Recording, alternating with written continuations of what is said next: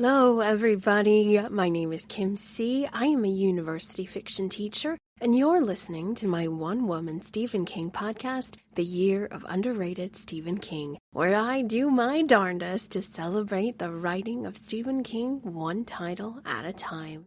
Happy February 2026, sweet people.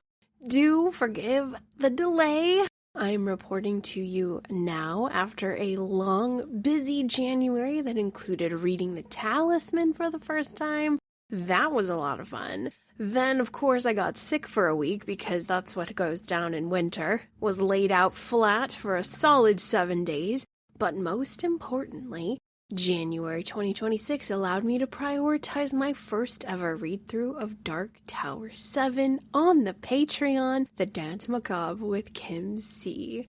Oh my goodness, guys! After 5 years, I have finally arrived. The field of roses is in sight. I am nearly there. I have 200 pages to go. Many tears have been shed thus far, with more tears still forming. Ergo, Kim C in general has been very occupada. Apologies on the quiet for the last few weeks here on the Year of Underrated Stephen King podcast, but I know you are all very supporting and understanding listeners who get that January is a bit wintry and a bit tricky. Today, I am thrilled beyond thrilled to give you a wonderful episode I've had in my nest for the last 8 weeks. It's been waiting to hatch at the perfect time, and now that we are in the Valentine, Lunar New Year, Bridge to Spring month, it's ready to come forth. In December 2025, I hung out with a wonderful friend and Stephen King scholar, Colorado horror author Kalvin Ellis, to talk about a King novel that throws punches. And I knew Kalvin would be the perfect champion, as well as the best and most equipped Stephen King expert to have on my team. If you jump back to episode 142, you can listen to Kalvin's Constant Reader interview and get to know him a little more if you haven't already. Guys, it is so good.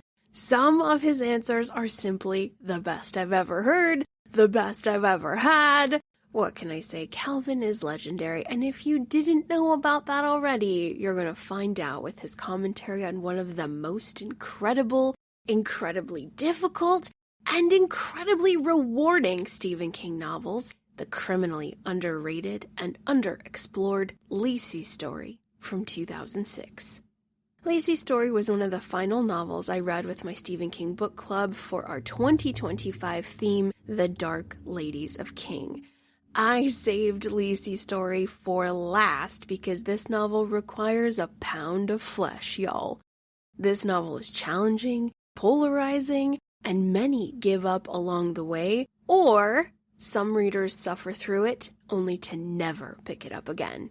However, Kalvin and myself are some of the constant readers who have clung to this text over the years with multiple rereads because we have found that only with more than one read can the magic be released. Kalvin and I, and hopefully some of you rare night-blooming flowers out there, have also discovered the secret of Lisey's Story, and you too have been transformed by its subtle, cryptic, ethereal brilliance. That is my hope. One can only hope. Please join my good friend and I, author Kalvin Ellis, as we explore one of the weirdest, coolest, saddest, and what the actual hellest Stephen King text that may have fallen through the cracks of your reading catalog.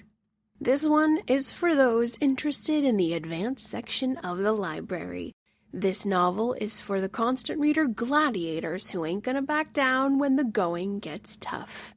A word of caution, as much as I would like to welcome all ye who enter here, there are spoilers everywhere, my sweet buttons, everywhere. Lisey's Story plot points are thoroughly explored, so if you've not yet begun or finished your reading journey for this title, watch yourself. Watch out. Strap in, baby loves. It's time to head to Booya Moon. We gotta dodge the Long Boy, the Laughers, and the Bad Gunky. We gotta save Scott, we gotta save Amanda, and we gotta save ourselves. Join me as I discuss the magic of Lisey's Story with horror author Kalvin Ellis.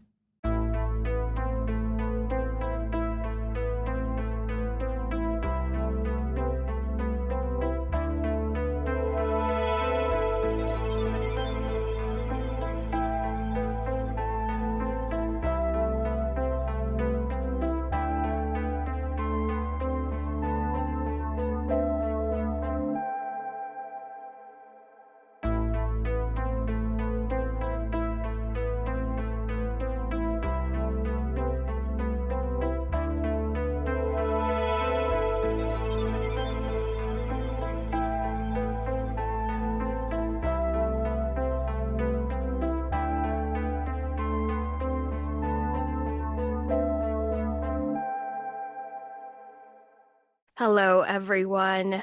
Thank you so much for joining us today for our returning guest. This is horror author Kalvin Ellis joining me back here on the Year of Underrated Stephen King podcast. Welcome back, Kalvin. Thank you so much. I am so excited to be here again. It is a joy to have you back on the show. I really, really enjoy your Stephen King company.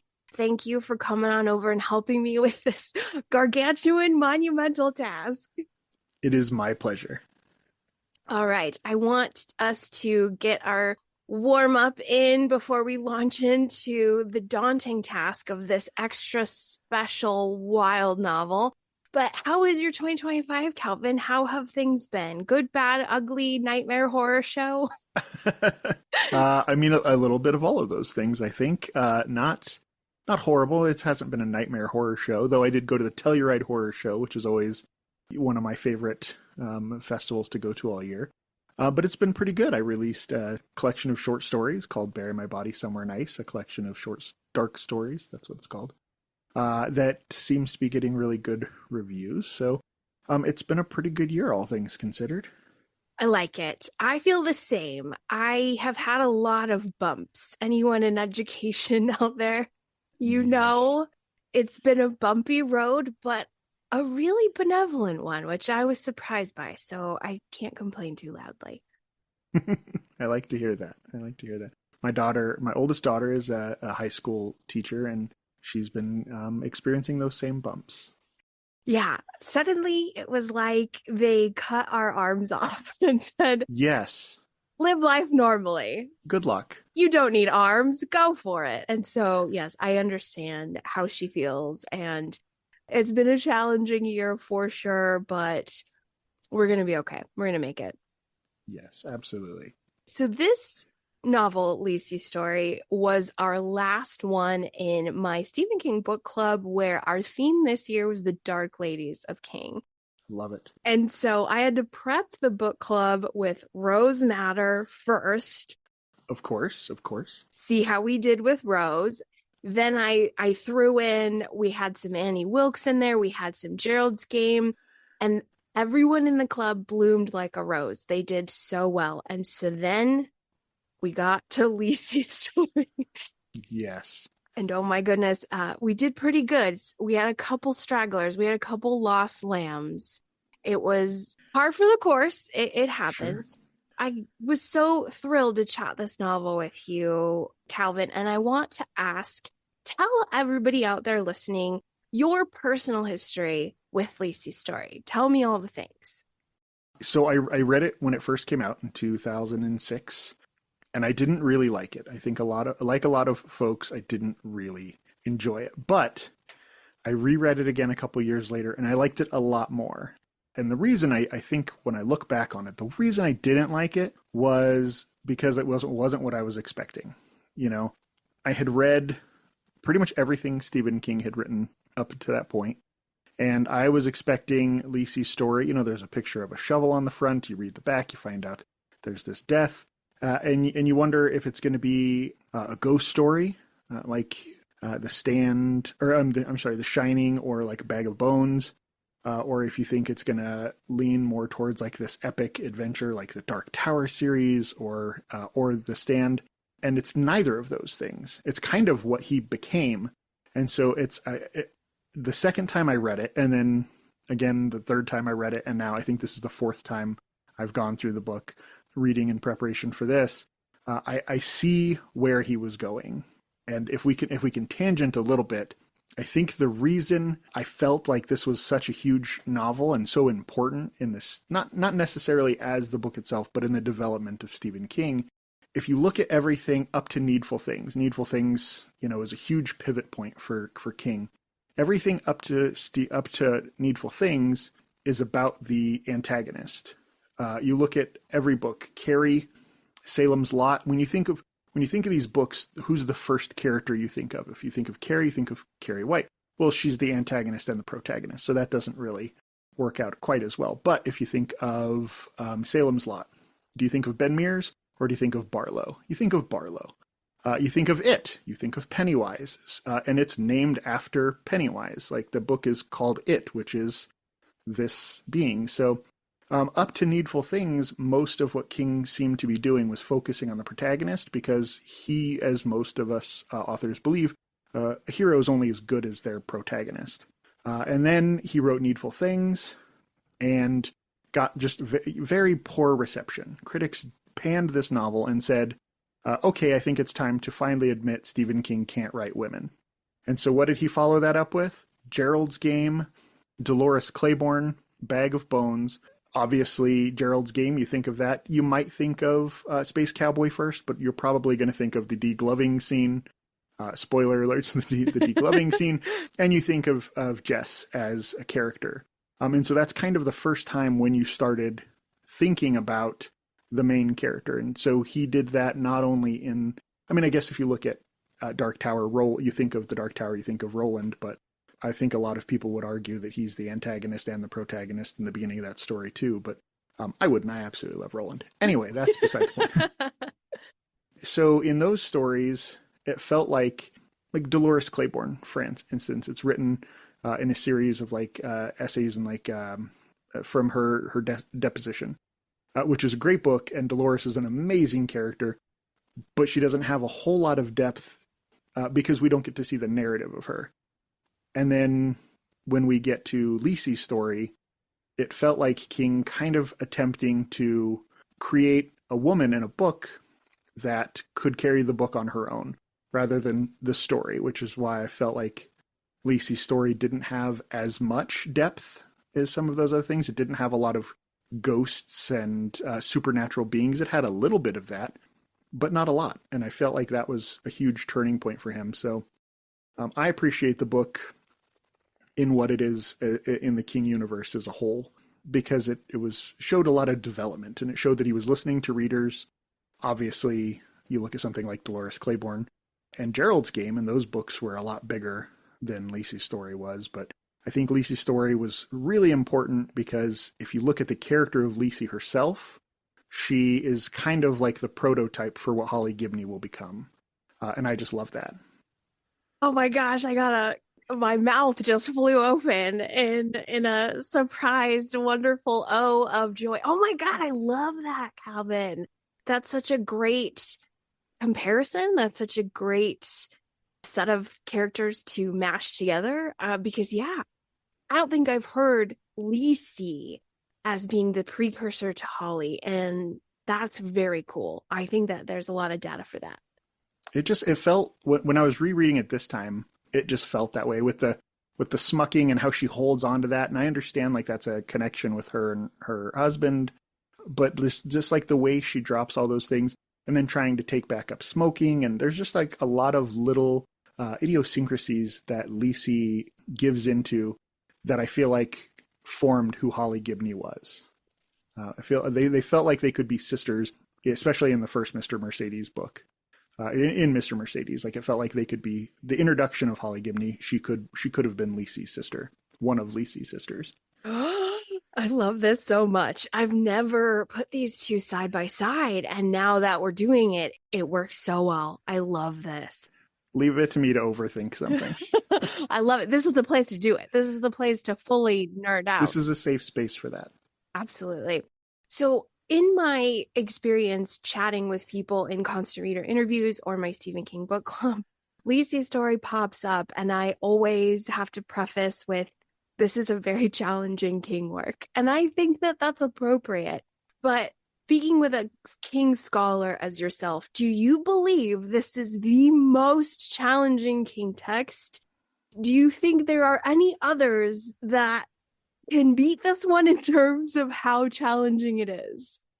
I think the only one that I can think of, there's some challenging ones, but the only one I would maybe put above this is possibly the Tommyknockers. There are moments in that book that just feel kind of like a fever dream. And I feel like King feels the same way. Usually when people ask me for recommendations, or they'll ask me about a particular book and I'm thinking about reading this. If it's Tommyknockers, I will usually say, well, what are you looking for? If you're looking for weird alien stuff, let's try from a Buick 8. If you want something, you try this. But Lisey's story, I can easily recommend, but I usually do it in a way where I'm like saying, if you've already read this other thing, then maybe it's time to read Lisey's story. I think I have an example. Yes. So like because of, I feel like Lisey's story was the first book where he really did like in the day of the life of the character, where you see like literally everything that they're going through, which, because he's such a good storyteller, it is fascinating. I don't know anyone else that can get away with that, but I felt like Lisey's story was his first real example of that. I mean, we see a little bit of it like when Ben Mears first arrives back into Salem's Lot and stuff like that, but I felt like this was the first book that really explored that. And so when people ask if they should read this book, I'll say, did you read 11/22/63? Did you read Billy Summers? Because those books do it to perfect effect. So it felt like Lisey's story was him training himself how to do that, how to do like the day in the life of and make it interesting. And he still did it like better than just about any other author on his first, and you could argue that there are other books that had done it before in his line, but that one, it felt like he put all of his eggs in that basket to say, this is our protagonist, this is what we're going to do, and we're going to watch every single thing that they do in that process. And some of it's going to be a little boring. And so if they've read those other ones, I will usually say, yeah, give Lisey's story a try, because you're already used to this, but with a better plot. So you might be prepared for this. I mean, and like with how long it takes to get to Booya Moon, like it's like 40 or 50% into the book before you even hear about this. And it ends up being this super important thing. So you gotta be ready for the day of the life of Lisey. Oh, so smart. I love this, Kalvin, because I've not heard those titles in conjunction with Lisey. I feel like Lisey's like the planet Pluto in the King catalog. Absolutely. She's always way, way out there. They would probably like to shut her out of the club. Oh, of course. Which is a tragedy. It really is. And I think, and this could be just me talking out of my butt, but it felt like Lisey was the first female lead that he wrote that wasn't like a direct victim of something else. Like, yes, her husband has died, but when we pick up with Lisey, we're 2 years removed from that.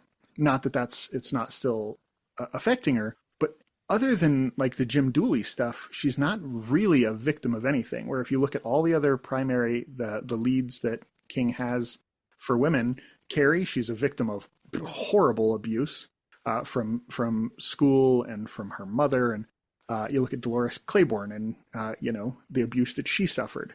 And then we look at like the girl who loved Tom Gordon. Obviously she's a child, but she's lost in, which I love that book. And he wrote this child so well, but again, she's still a victim. And so every time up to this point, Gerald's game. I mean, the whole book is about the fact that she's a victim, not just in her present situation, but in her past. And so Lisey felt like a character that wasn't a victim. And it really did feel like that was new territory. And so I think that's off-putting for people, because it doesn't always feel like the prose feels like a Stephen King book, but the gravity of the situation around the main character doesn't always feel like a King book.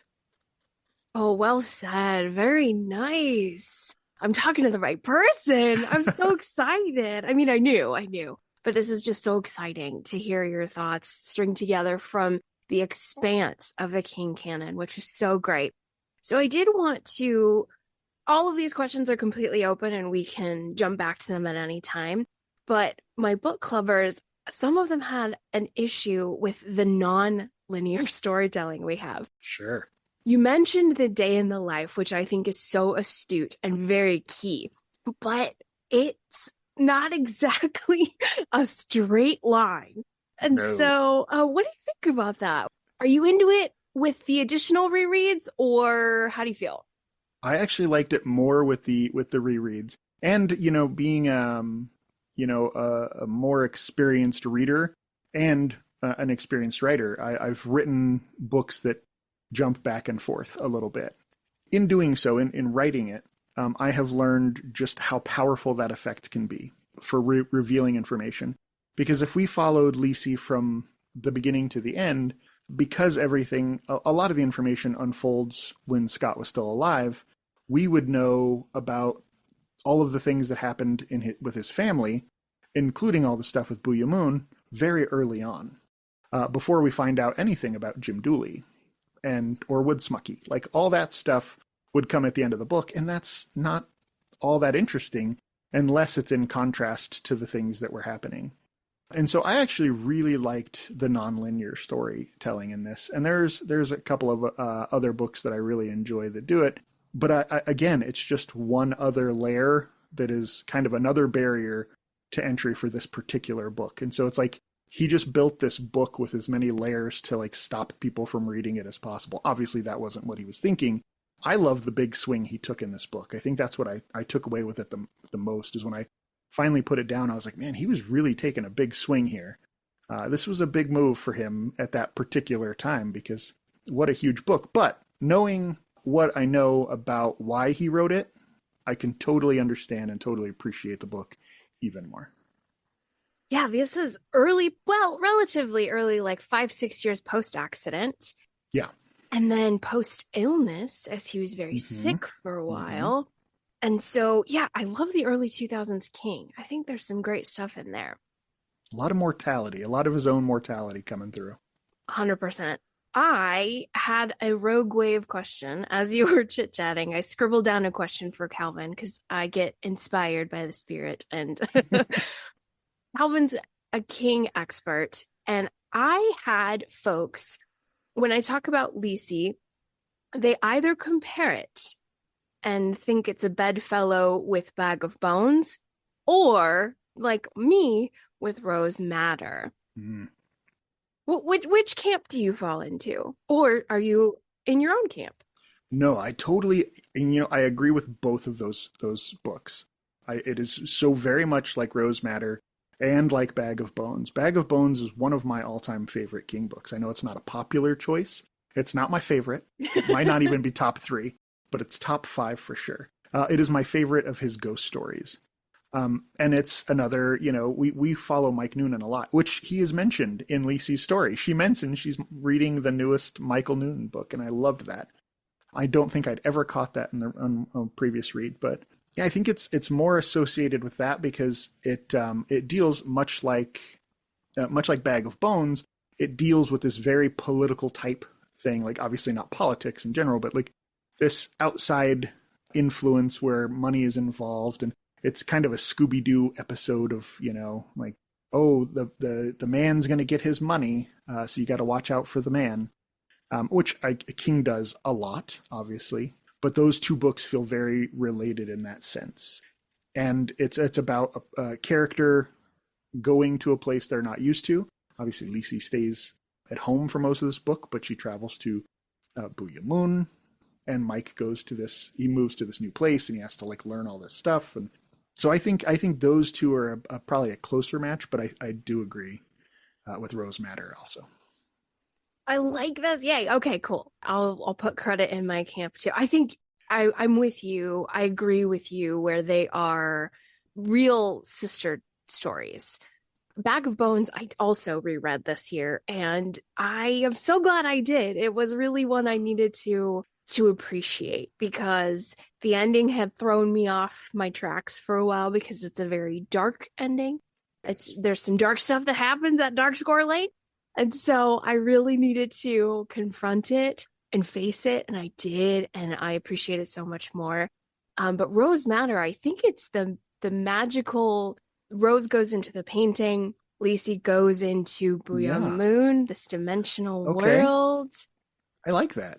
And they're both seeking justice in other worlds, which I really like. Yeah. Bag of Bones, super applicable. I think that's like almost 50-50. I feel like I want to read Rose Madder again just so that I can appreciate that connection. Do it. I want to hear your thoughts. You never have to twist my arm to read a Stephen King book again. It's true. So I am exploring the layers of the Lisey story cake with Kalvin. And another layer, we talked about the non-linear storytelling. We are back and forth before Scott died, Scott's childhood, early in their marriage, 20, 25 years prior. We are hopping all over the story. The other layer in the cake that is immensely challenging, Kalvin, is the Scott Lisey Landon language. Whew, yes. Yes. Man, just all the little things that they have, and it feels somewhat true to life because I think all relationships have that. They have that kind of code talk that other people don't understand. I feel like it was played a little too heavy. I feel like we didn't need it in almost every sentence she says, especially 2 years after he's gone. But I did appreciate it. And I felt like it was put in because there's not a whole lot of Scott being a great husband. There's actually very little of Scott being a great husband. There's some fun stuff about him being a good partner and like early on and like a fun person to date. But we don't see a whole lot of him really being a good husband, other than like the little notes he leaves in the thing, like, oh, she would love this. And, those are really cute, but it felt like it was put in so that we would know that they did have a better relationship than what we're getting privy to. But there is a moment where she mentions, should she leave him or not? And so it doesn't seem like she was super happy anyway. So it was cute for a while. And then it kind of got tiring, especially when she's angry and she still does it. It felt a little odd and out of place. But I understand, like, this is, again, a very important and intimate story for him. And it's very much based on his love for Tabitha. And so, I mean, maybe that's exactly how they talk. And it was his way of being like, hey, this is a little nod for you. And if that's the case, hey, whatever he can do to take care of Tabby, I'm okay with. But it did feel a little heavy-handed at times.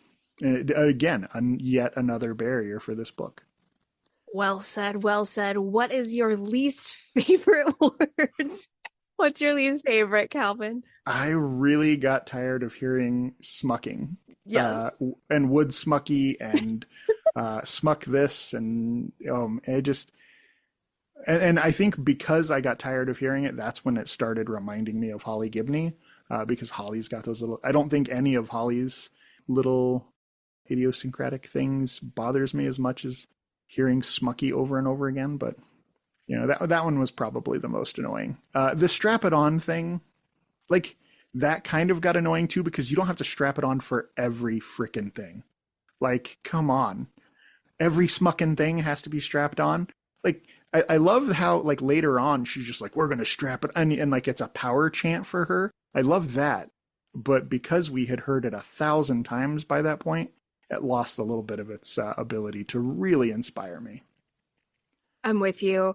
Could not agree more on smucking. And that one is especially grating. That one's tricky. Sawisa, I think Sawisa is my favorite because it's an abbreviation, or pardon me, an acronym. There you go. An acronym, yeah.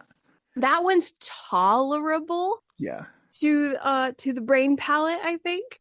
But oh yeah, strap it on or strap on is what? And I know my book club also had a tricky time with this because essentially it just means like lock in, focus, get it together, a bunch of other euphemisms, but it's just why? Yeah, it became a little jarring after a while. I mean, there was that one funny part where she was like, are you strapped? And she's like, how do you know about that? And she pulls out a gun. And she's like, oh, I have my gun with me. She's like, oh, you are actually strapped. I see. You are literally. Yes. So it made for like that little joke there. But the rest of the time, it just kind of it wore on me a little bit. But I do like the Sawisa thing because it like plays into it, allows you to use it without just repeating the same phrase over and over again. I like that as well. Some of the other words, I just want to mention a couple of them. Incunk, bad gunky. Yeah. Some of these directly come from, I think, how do I want to phrase this? Okay. So some of the words are directly related to Scott's really traumatic childhood. Yes. And I think that's one of the redeeming elements, even though it is a very hard part of the book. When you're in these flashbacks to these very challenging times, but then you're hearing from young Scott who's saying these words. Mm-hmm. I think I kind of get a little bit, I calm down a little bit. I'm less of a brat because I realize this is a guy whose growth was very stunted by trauma. And I think that helps. I think his language, young Scott's language, helps me be less critical, I guess. I felt the exact same way. Like the bad gunky and the bull and all that, like all that stuff was slightly annoying. And then when you realize it's just regressive for him and he's regressing to those moments, it does make it way more accessible. But it also takes a long time to get there. And so we have to hear it so many times before we realize what's happening, which is, again, that nonlinear storytelling allows us to probably feel it the same way that she did. When she's talking about the first blood bowl when he punches through the window, and she doesn't understand why he's behaving the way he is. We are experiencing it for the first time with her. Whereas, and because of where it lands in the story, we've already heard Boole a bunch of times before she hears it for the first time, which really allows us to experience it with her and get surprised and then kind of unfold like, okay, there is something seriously wrong with this fellow. Like he is suffering something too, because he's not all here right now.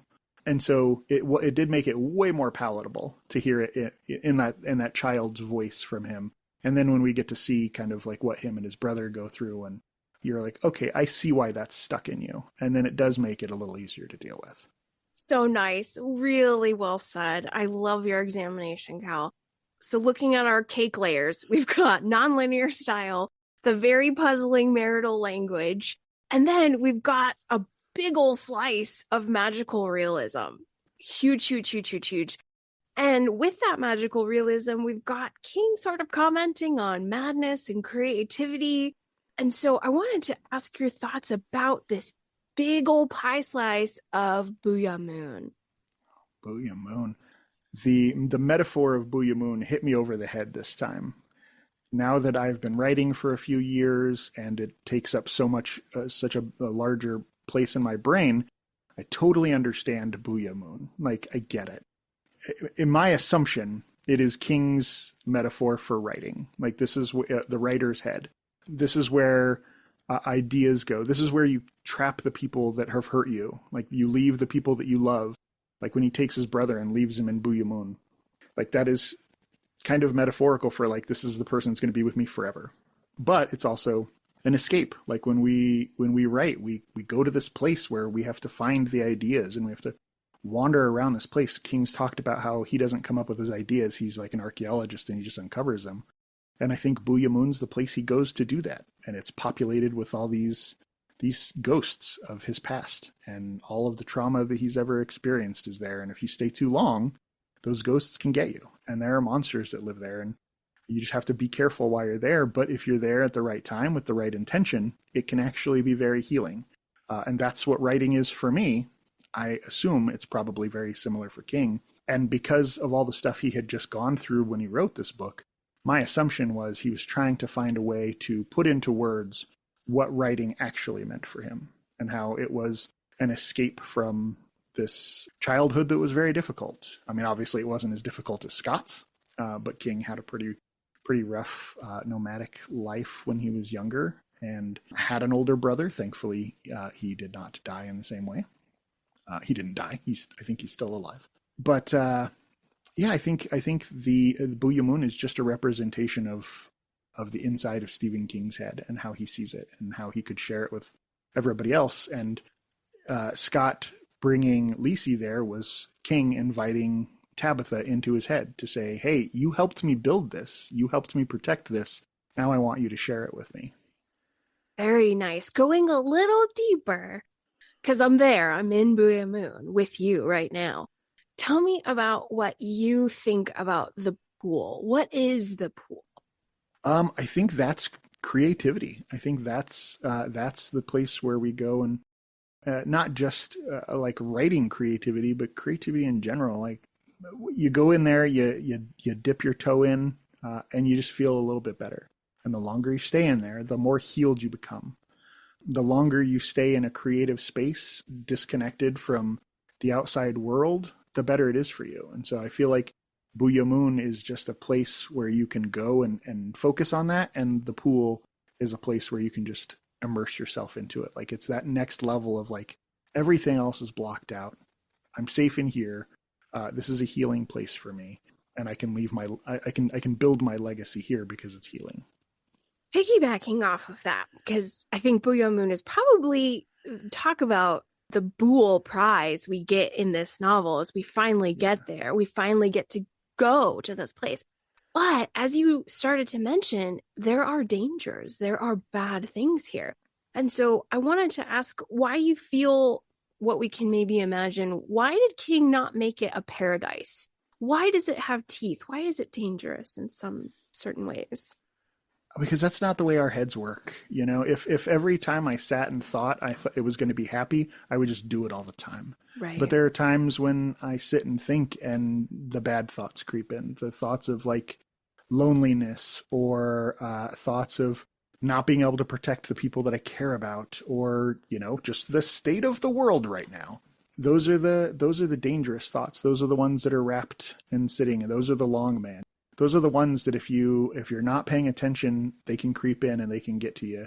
And they, if they get to you, they can destroy everything else. So I think it's just those dark thoughts, including because it came from King's mind. I think addiction also lives there.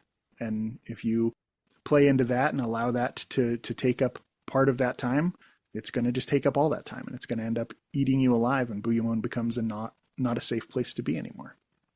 Oh my God, Kalvin, nailed it. Amazing. So good. I love that so much. The book's still pretty fresh for me. So I'm really latching onto that. That's really strong. Well done. Okay. I think this was my third time reading Lisey, and maybe four. I think I'm with you. It could have been four. And so after the reread experience is where I feel this book really reveals itself. And then somewhere along those rereads, you're like, okay, this book rocks. Like, this book is amazing. And so when would you say it gets special? Or rather, what do you feel is special about Lisey's story, Kalvin? This part is actually very emotional and close to me because I have somebody like this. But the part that it really gets to me is when she reveals to us, the audience, what Scott has been through. And we see Scott go through this trauma, because you realize that that's why she took care of Scott. Not because he was wealthy, not because he was funny, not because, he was the life of the party. She did it because this person needed somebody to support them. They needed somebody to care for them. And she did so in like the most perfect way, by just being what he needed her to be. And she talks a little bit about how like she's given up stuff, and how in interviews she's just Scott's wife, or the author's wife, or the one article that mispronounced her name. But she was still there to protect Scott and take care of Scott, because she knew that he was carrying this just huge burden, and he had to face the world, and that he could be this larger than life figure, but there was no way to do it without somebody there saying, yeah, you can do this. It's okay. I'm going to be here for you. And be a point of stability he had never had before. And I think that's where the book really gets special, because she's a hero in a way that a lot of books just don't have. And it's because it's such a real life thing.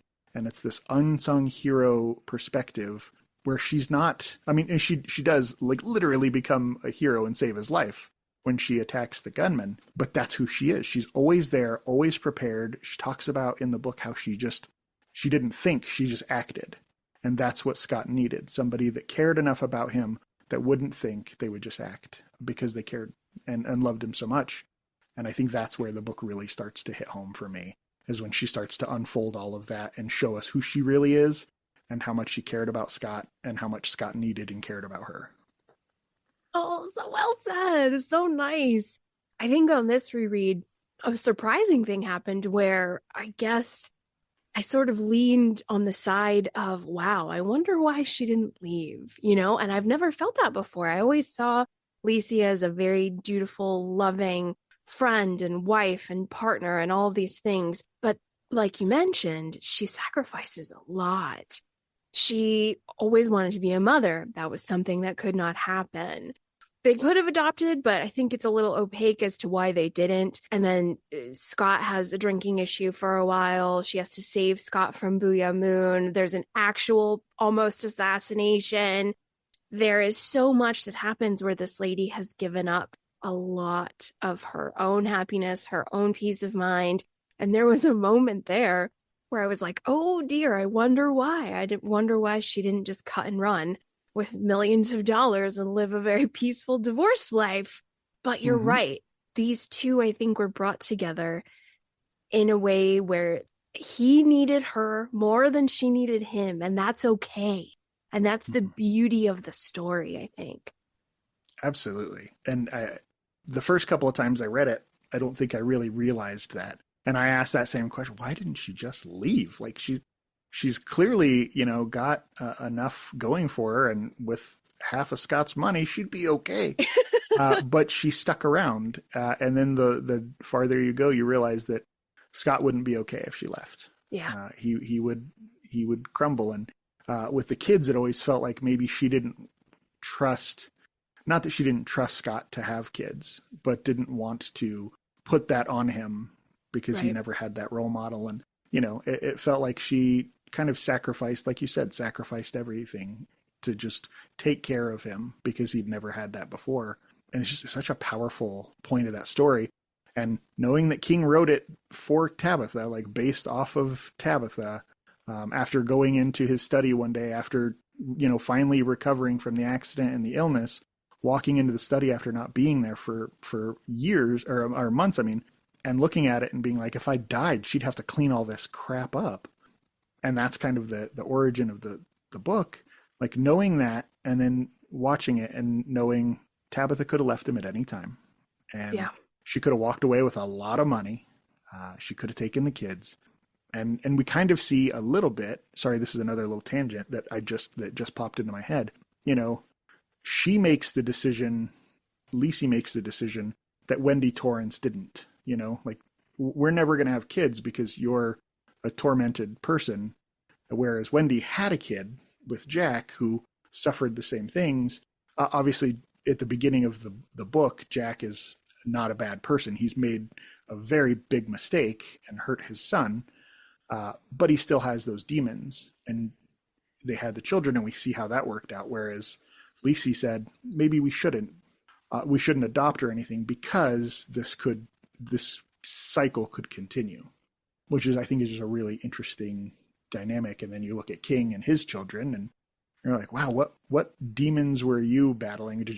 Were you afraid that, you'd run out the way his dad did to him? And just, it adds, knowing the backstory behind the book adds a lot of layers to it, I think. Oh, absolutely. Good observation. I really like that a lot. As you were speaking, I had another brilliant Rogue Wave question.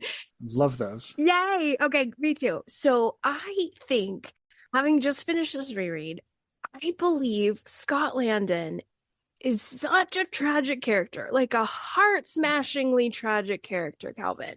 Do you think he has the power to be up with the other greats in the King canon, like Johnny Smith, John Coffey, the guys that just rake us? Do you think Scott has those chops? I think if we'd have got more time with him and seeing him through a lens other than Lisey's, because the fact that we only ever see him through Lisey's lens, she is always having to pick him up and carry him. So we never get to see him at his most powerful Scotland. She talks about in the book how his most popular novel is the one she didn't like. And so we only ever see him through that lens. I feel like had we gotten a book that put Scott a little more outside of Lisey's purview, I think he could reach that because he's such a tragic character. He's such a powerful character to overcome those things. But then when we kind of peel back that paint, we see that it's just Lisey holding him up the whole time anyway. So, but yeah, I think that he's got the potential to be one of those characters. We needed a little bit more from him. Oh, perfect. Yeah, that works so well. If we would have got some solo Scott time, I think you're right. He really would be up there. And I feel we'd probably get a lot more people reading this book. I think so. All right. I want to talk about the television miniseries for a couple of minutes because I think it's triumphant, Kalvin. What do you think about it? I mean, it feels like, because King wrote the screenplays for it. And so it feels like he took all of the things that people were saying and tried to fix them. Like we lose the love language. That's gone. I think it works out really well. And they gave, one of the things I did not love about the book was that Jim Dooley just felt like a rehashed version of like the Henry Bowers that is in every book. I myself am guilty of this. If you've read my first book, I have a character that fits that trope. But it was an homage to Stephen King to put him in there. But anyway, I digress. I feel like he was just never really utilized properly. They say some very interesting things, like when they talk about how he's shifting his language one way or another, and the reason he's shifting it down to like make him sound, he's pretending to say the wrong thing and then pretending to correct it, is such an interesting thing in the book. And so the fact that we get a little more Jim Dooley, a little more background of him, and a few more scenes, I think was a stroke of genius on their part, because he is the thing that we end up like. The horrors in Booya Moon are very scary, but they can't carry a candle to the real danger. Not that they're not real dangers, but the danger that Jim Dooley presents. And so to focus more on that in the miniseries, I thought was really smart. Very nice. So we've got Julianne Moore, who plays Lisey, and Clive Owen, who plays Scott Landon. And then we've got the sisters. I think he changed the number of sisters we have, so we're able to focus on those relationships a little bit more. And we have a Spanish director who's really gorgeously capturing beautiful the visuals, right? Oh, every shot is like a painting. And then once you're in Booya Moon, you're just like, oh, I can see why you'd want to stay here. Absolutely. I think watching this series, and this is another reason that I really encourage people to don't quit through Lisey, like do it, even though we'll get there, you and me. It's easier said than done. But I always tell them the miniseries is a gift to the readers of the story. Would you agree with that? Absolutely. I definitely, like, I wouldn't tell somebody just skip the book and watch the show. I would say read the book first and then watch the show, because you'll feel like you're getting a reward for watching the show. Because then you understand the depth that, like, obviously, you know, with screenwriting in movies, you can't get the inner monologue as well. And so we miss a lot of that. And so if you read the book and then watch, you understand a little more of why Lisey is the way she is, why she's so driven to do all of this, and why everything was so scary. And I did like Scott a lot more in the show than I did in the book. But, I mean, that's Clive Owen. What are you going to do? It's just a lovable dude right there.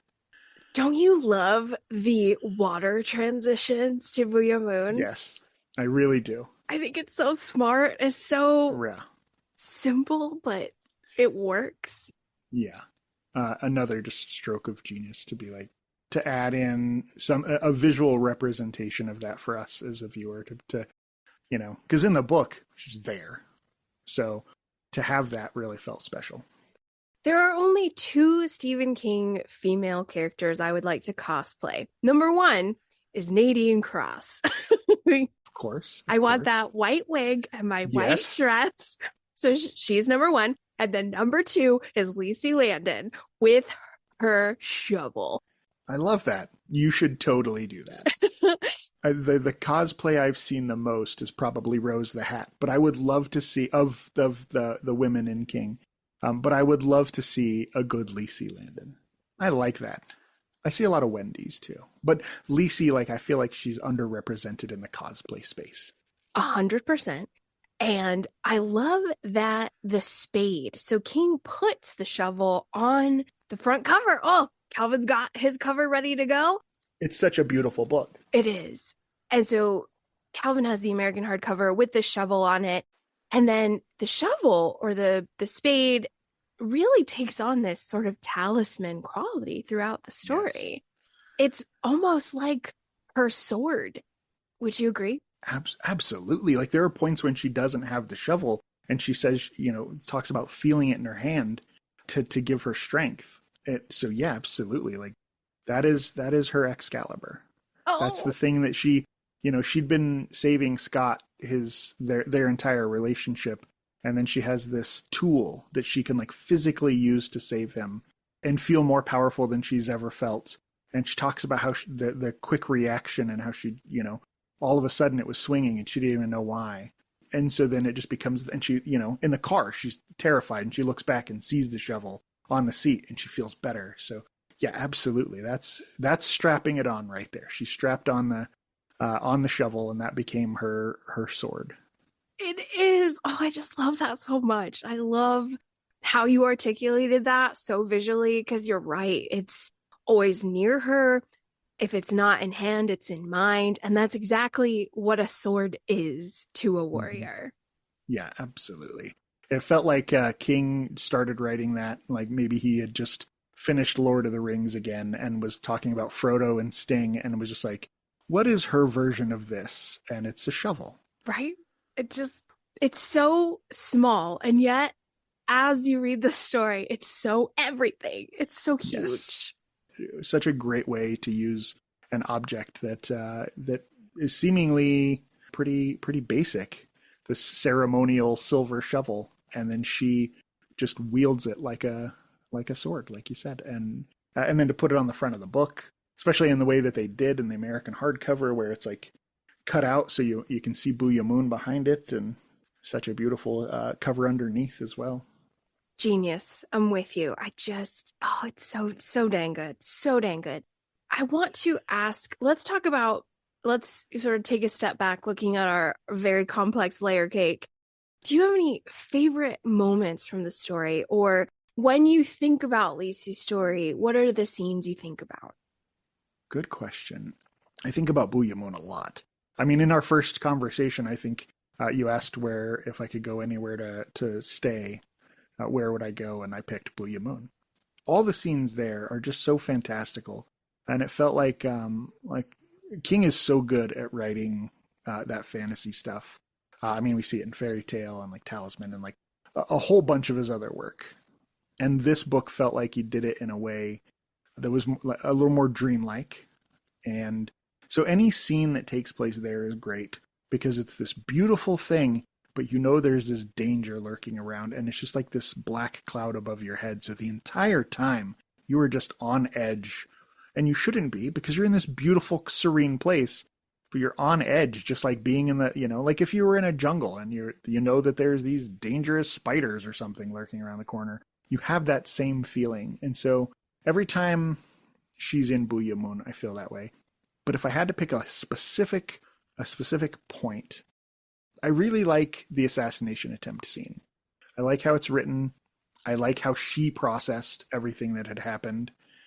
I like the crowd and the girl that goes to get the ice and how she comes back with not just a cup of ice, but a cup of Coke. I spilled half the Coke on the way back. Okay. Why didn't you just get a cup of ice? Anyway, I love those little things because he's so, and I think this is, part of what makes King special is he's so good at putting us in the scene. And so if we can be in a dangerous scene where something's happening, where we don't have to be present for it, we can just watch, it's special. And I think that's kind of what he's done his entire career, given us a safe space to explore dangerous situations. At least that's why I love him, because that's what he gave me with It when I was a kid. And that book probably saved my life. And so every time he drops one of those scenes in, it just means a lot to me. And so that's probably my favorite point in the book, just because it reminds me that I'm reading something special. Very nice. I like that. That's a good moment to isolate for sure. I really, really like it. For some reason, I enjoy in the latter half of the novel with the African, also known as the Afghan. The Afghan, yeah.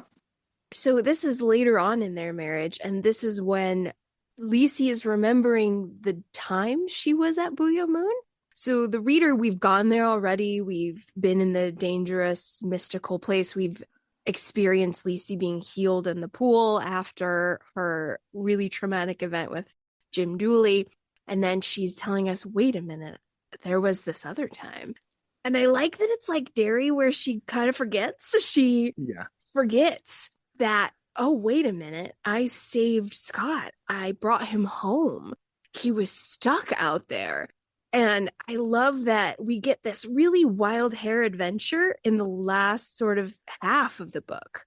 Yeah, I love that part too. I love that because it feels like things are winding down and you're like, why is there still, 180 pages left?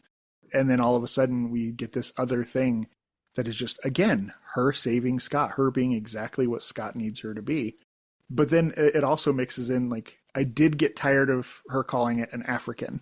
Like, I got it the first time and I thought it was hilarious and cute. And then the second time I was just like, oh, we're still calling it that. Oh, you're still calling it that. But I understand. Like, I get it. But it just kind of falls into that same, because of all the other language like that, it just felt a little redundant. But it was super cute. And then the way that it ties back in where she finds it later, and like that's kind of what leads her to be like, oh, this is the important thing, because she sees the Afghan again. I had a really wild, weird smash up that happened. As you mentioned, the repetition of African is very annoying. You are correct there. But we did read we read Misery a few months earlier. And so you know the part where Paul Sheldon is like goddess Africa. Mm-hmm. The Burqa bee goddess in Africa. So then I started thinking of Misery when I would hear that. And I was like, Annie Wilkes. And then I would have like this moment of I'm shaken up. And then I had to remember what book I was in. You went to your own little Booya Moon where Annie Wilkes lives. And she was waiting there to tell you you're being cockadoodie. Now that's a terrifying character right there. Oh my God. I would choose the Long Boy over Annie Wilkes. Any day. Any day. I have higher chances of survival with the Long Boy. Agreed. Me and Calvin agree. Awesome. Yes. We have 2 more questions and then whatever other magic comes forward. Oh man, it was so electric bringing in Holly Gibney, because you're so right. And now that I'm thinking about it, you're so right, Calvin. But do you think that Lisey's story is substantial enough for Lisey Landon to have been here with the readers? Or do you feel there's a little bit of wiggle room where she could get prequel, maybe not prequel, but sequel or additional content? I think absolutely she could. I would like to see her in a Holly Gibney-esque story, even if Holly was part of it. I don't think she needs to be, because I don't think you need Lisey and Holly in the same story. But I would love to see a story like maybe Amanda gets stuck in Booya Moon and like disappears from, wherever she's at. And Lisey has to go find her and, do the legwork, the detective work outside of Booya Moon while going into Booya Moon to try to save her and like battling something she didn't even know was in there, because we don't know a lot about Booya Moon. So maybe it changes based on who's in there. And so if Amanda's in there, it's stuck in there, and maybe things that Amanda's afraid of start to populate this place. And so maybe Lisey has to figure out what Amanda's been up to and what's going on in her life and the dangers that she's facing, so that way she can defeat the Booya Moon representation there to save her. I think that kind of thing would be really fun, and I think King could write the hell out of that story, especially with what he's been doing with Holly Gibney. I love that so much. That's so strong. I agree. I think that Lisey Landon, as we've sort of touched on in this chit chat, she's such a huge hero. She's such a huge hero who not only saves her husband, but also her sister. Multiple facets of heroism in this novel. And so I'd like to see her be heroic again. I would like to see that. I would like to see her get the credit she deserves, because I feel like the book, because it came out when it was, and it was when it did, and the big swing that he took and the perception that people had of him at the time, I feel like it just never got the credit, which is why I'm glad the show exists, because it introduced a lot of people that maybe didn't get to hear Lisey's story. But I think those people should go back and read the book. And then obviously King's, he's already said that he's got a few stories left in him, most of that are already started. So I doubt we'll ever get a Lisey sequel, but hey, if he ever wanted to give me the thumbs up to write it, I would be happy to. That and a billion other sequels to other stories, like we talked about Firestarter last time.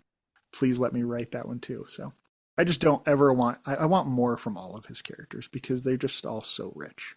Agree. I think we could definitely do a Charlie McGee workshop and a Lisey Landon workshop. Yes, absolutely. I would love that fan fiction. Oh man, I would love that so much. So this is my final question, and then whatever other magical Booya moon fruit we pick last minute. I always call Lisey's story senior capstone. This is doctoral thesis level King. I always recommend that someone be not a beginner with King for Lisey's story. I really strongly preface that. But I also speak to people who read this and they stopped, they didn't finish it. They read it once, as you mentioned, didn't care for it, have no desire to read it again. So I want to invite Kalvin Ellis to be on the rebranding pitch campaign. We are selling Lisey's story because I believe it's the most massively underrated novel out there, Kalvin. I mean, this is just all caps underrated. What would you say? How would you suggest or encourage somebody to give this one a read, not give up, not stop? How would you be on the sales pitch team rebrand for Lisey's story? I would remind them that not everything has to have a terrifying clown in it. That not all horror comes from the physical world. It comes from our emotions. It comes from trauma. It comes from loss and grief. And that's what this book is about. This book is about figuring out how to go on after you've lost somebody that you lived for, because she was his thing. And so if you want to read a story about ghosts and monsters, great. Those exist. There are plenty of those. But not every story has to be that. And yes, Lisey's story drags on for a little bit before it gets to the meat, but that just makes that more valuable, I think. It makes it a bigger reward to get there. I feel like some people just don't think that reward is enough. And so I would encourage people, if you get that far, finish it out. Put yourself in Lisey's shoes, which I think is maybe a problem with this particular story, is because Lisey didn't give up and she stuck through it and she put up with a lot of stuff to be that person. And that's what this book is about. And so if you do the same thing, if you put up with it, if you stay, then you can also be the hero in this story. You could be the one wielding your dirt digging Excalibur at the end of it. And it makes it a beautiful story. And I agree with you. It is completely underrated. It is one of those books that I also agree. I would never recommend it to somebody who hasn't read Stephen King before. I feel like you have to be mid to high tier King fan to really get the love of this story, because it's not everything else he wrote. And I feel like a lot of King's fan will be like, well, what should I read? I've read Pet Sematary, I've read Salem's Lot, I've read It, and I've read The Stand. Okay, so you've never read any of his really in-depth character study. Not that The Stand is not a character study, it absolutely is. It's just the study of 1,000 characters instead of one. Whereas Lisey is the deep study of one single person and how she held all these different worlds together. Not just physical ones, but metaphysical ones as well. And if you want to read a story about a true hero that can do that, read Lisey's story. Oh my God, I have to catch my breath. I lost breath, Kalvin, because I'm literally clutching my heart because my heart melted. What a gorgeous answer, Kalvin. I love that so much. And I feel so honored, and Lisey's story needs its champions, and you are one of them. Oh, thanks. I'm so grateful because I don't speak to enough people who get it in all caps, and who understand this is a story we need to celebrate, not only discuss, but celebrate, because it is such an experimental work of art in the King canon, and people who have shelved it and didn't fit are missing out. They really are missing something magical. Totally agree.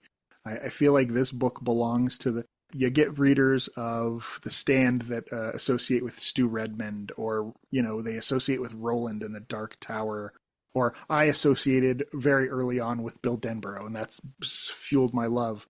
How many people, the average, stereotypical, I guess is probably a better word for it, reader of King, are going to associate themselves or be able to see from the side of this woman who has given up everything to take care of not just her husband, but her sisters.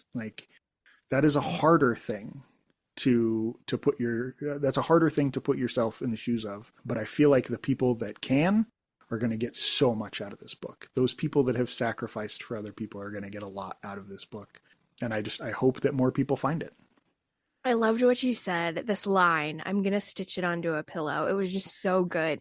You said, losing someone you lived for, which was that is the heart of this book, because she really did live for him. Mm-hmm. And I think we can't say that about Scott, unfortunately, because we just know he had so much adversity from such a young age. He was haunted and tormented by a lot. But the rosiest, sunniest parts of his life were because of Lisey and their partnership. And so it's just such a wonderful thing to keep in mind when you explained non-traditional horror. This is the horror of grief.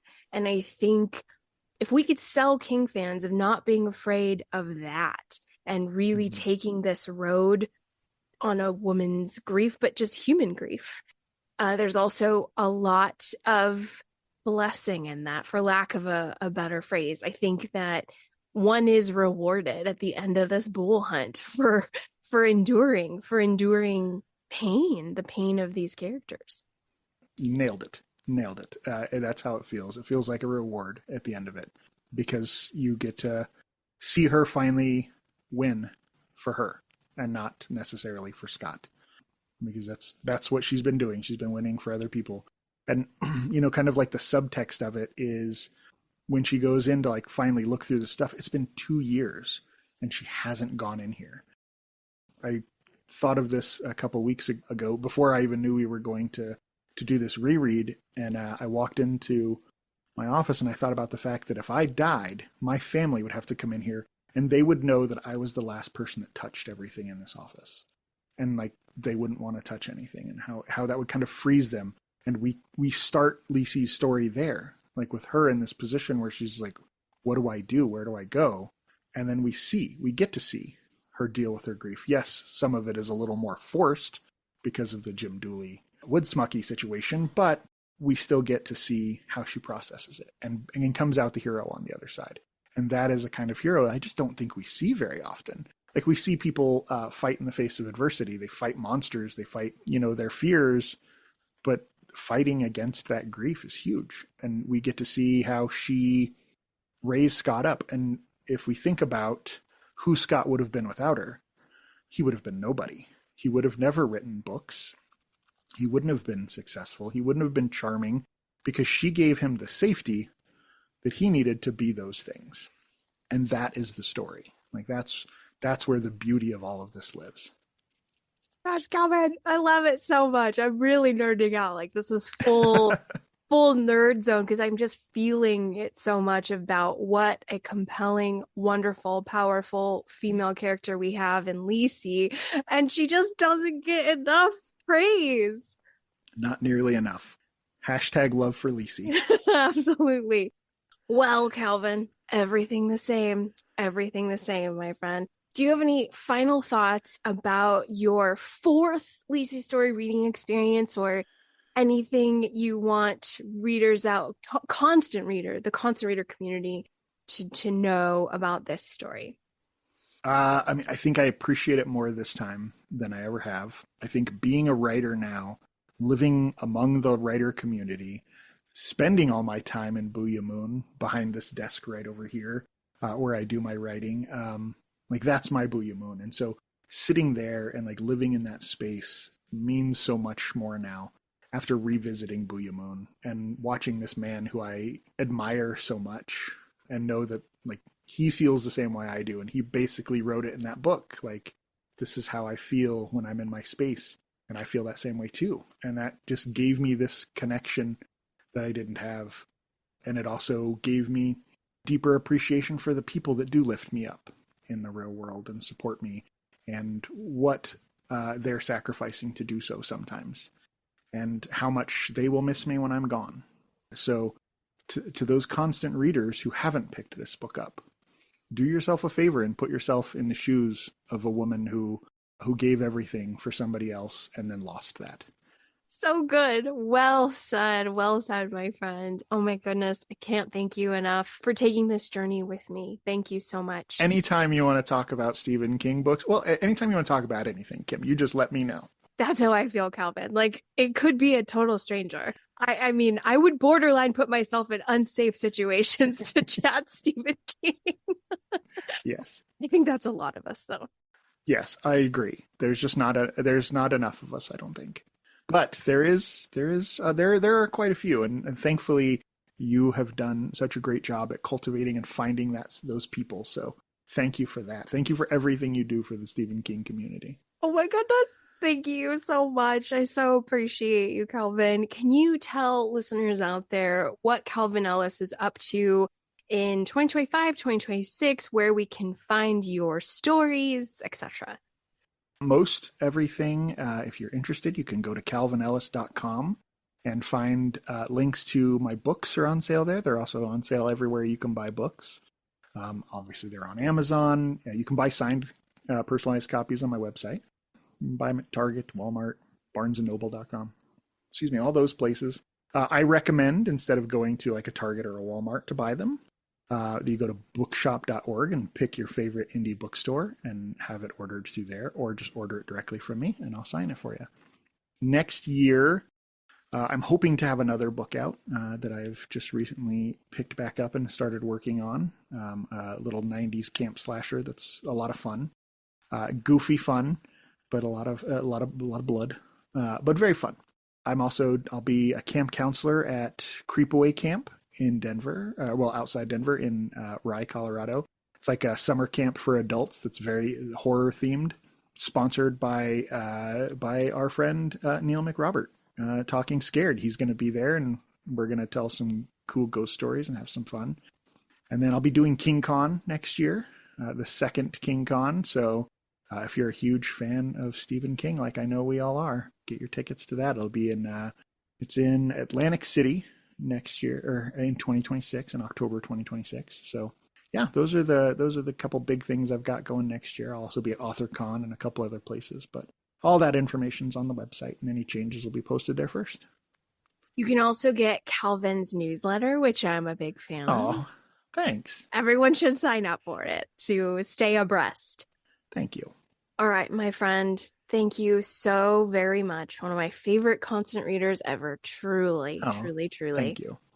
Take care, and thanks again.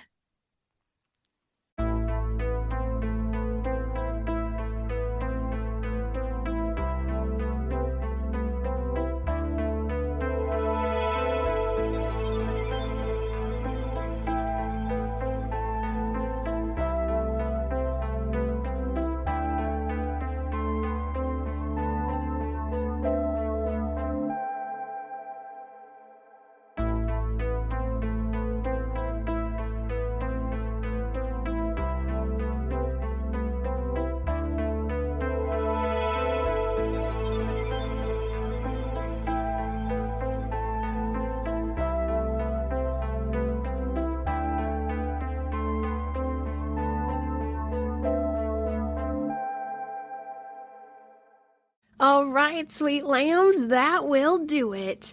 We are set on Lisey, at least for a little while.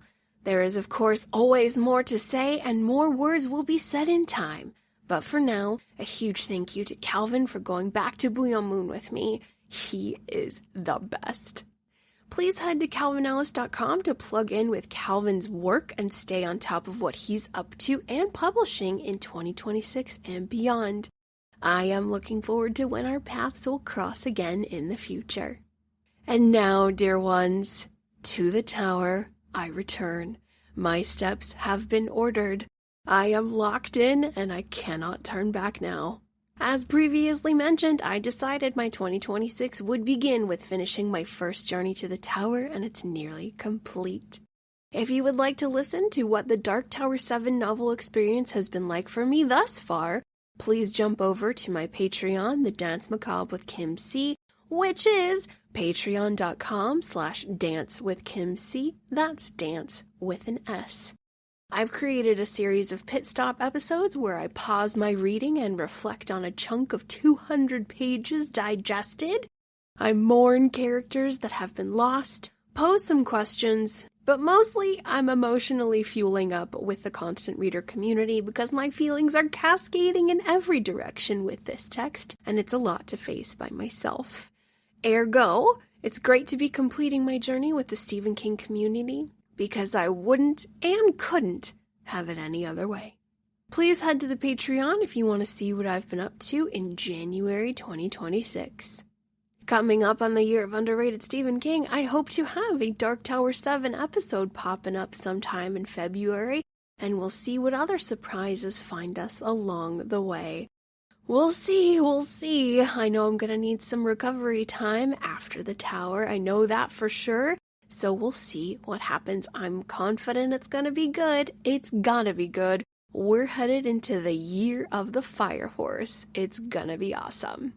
Thank you all so very much for listening. I miss and love you all, and I hope your February 2026 is going okay thus far. Happy Year of the Fire Horse. Happy Valentine's Day. I will talk to you very soon. Take care. Bye-bye.